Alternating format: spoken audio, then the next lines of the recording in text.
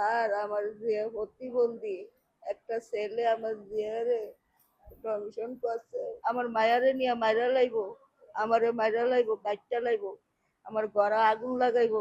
চাঁদপুরে প্রতিবন্ধী এক কিশোরীকে ধর্ষণের অভিযোগে চাঞ্চল্যের সৃষ্টি হয়েছে। পরিবারের দাবি, ঘটনার কয়েক মাস পর কিশোরী অন্তঃসত্ত্বা হয়ে পড়লে বিষয়টি প্রকাশ্যে আসে। পরে অসুস্থ অবস্থায় তাকে হাসপাতালে ভর্তি করা হয়। এ ঘটনায় থানায় মামলা হওয়ার পর অভিযুক্ত নজরুলকে আটক করেছে পুলিশ।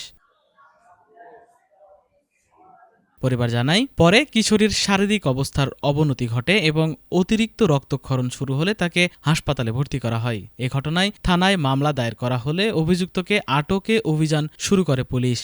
স্যার আমার যে প্রতিবন্ধী একটা ছেলে আমার জিয়ারে দংশন করছে, ওরে 3 বার শরীর ধরে ইয়াটিয়া করছে, রক্ত পরীক্ষা করছি নিয়ে কইলা গেছে মানে হে কাগজপত্র সব নিয়ে আমার পিটাইতে আইছে, মারতে আইছে, আমার ওরম করবো এরম করবো, আমার মায়ারে নিয়ে মাইরা লাইবো, আমারে মাইরা লাইবো, কাইটটা লাইবো, আমার গড়া আগুন লাগাইবো, আমার ঘর তালা দিয়া থুইছে, আবার এই ভাষাবর্তী বাইসা আমার তো এরো লই আইছে গেরে লই, তারপরে ভাইয়ারা বইনারা মামুরা সব আইছে, এই হ্যান মাইসে পিটাইতে আবার কেউ নাই স্যার, স্বামী মারা গেছে,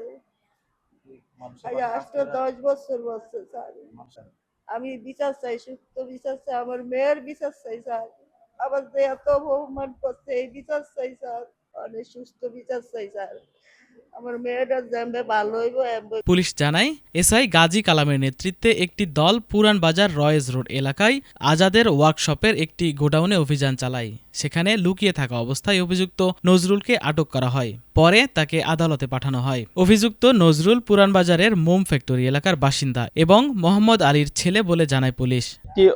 প্রতিবন্ধী মেয়েকে ধর্ষণের সংবাদ থানায় আসার সাথে সাথে ঊর্ধ্বতন কর্তৃপক্ষের নির্দেশক্রমে উক্ত অভিযুক্তকে আমরা হেফাজতে নেই এবং এই বিষয়ে মামলা দায়ের করা হয়েছে এবং অভিযুক্তকে বিজ্ঞ আদালতে প্রেরণ করা হচ্ছে। পরিবারের আরও অভিযোগ, ঘটনা ধামাচাপা দিতে অভিযুক্ত পক্ষ বিভিন্নভাবে ভয়ভীতি দেখায়।